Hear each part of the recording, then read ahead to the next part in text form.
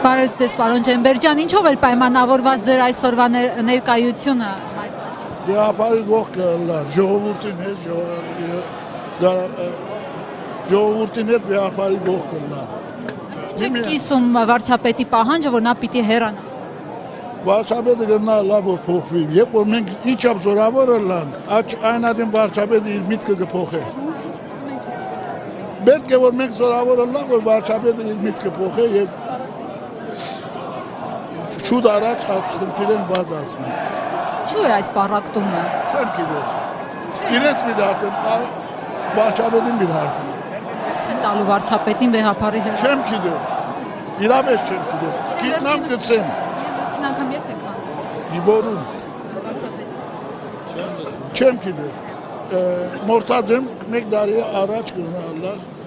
աչք։ Որը քննադատության ալիք է։ Չէ, ոչ, այն ադենադական մոչներ։ Չեք աջակցում իրեն այսին։ Որու աջակցում։ Վարչապետ Փաշինյան։ Ես մենք իսպիրկայերս միջ Ղարաբաղության գողքին ենք եւ մեր եկեղեցին գողքին ենք։ Ադի հարց չէ որ Ղարաբաղությունը այսօր թողնի ադոր գողքին ենք։ Մենք եկեղեցին գողքին ենք։ Այսինքն եւ վարչապետի եւ վեհապարի կողքին եք։ Երկուքին ալ գողքին ենք, որ երկու պետք է որ վարչապետը բաց փոխի։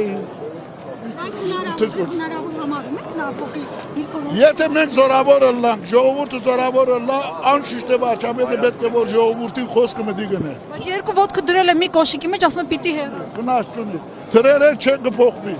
Այդ չի առաջ օգտադրուց եպիսկոպոսներին ժողովուրդը բանտարկում էին հուդա, դավաճան։ Չեմ գիտեմ, պետք է ադալ չսենք։ Պետք է ադալ չսենք։ Մեր ադոն կալ մեր եպիսկոպոս։ Ցանցալով հեռացրեցին, պարոն Ջեմբեր։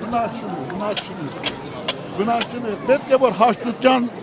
մացին խոցենք։ Ինչպես կրնանք հաշտեցնել եկեղեցին եւ Ղարաբաղությունը։ Իսկ չեք գտնում գանույն է ոնց որ ասենք ցեղասպան թուրքի հետ գնալ հաշտություն։ Հիմա ցեղասպան թուրքը, մեղասպան ցեղասպան թուրքը ասոր այդ քննիր չունի։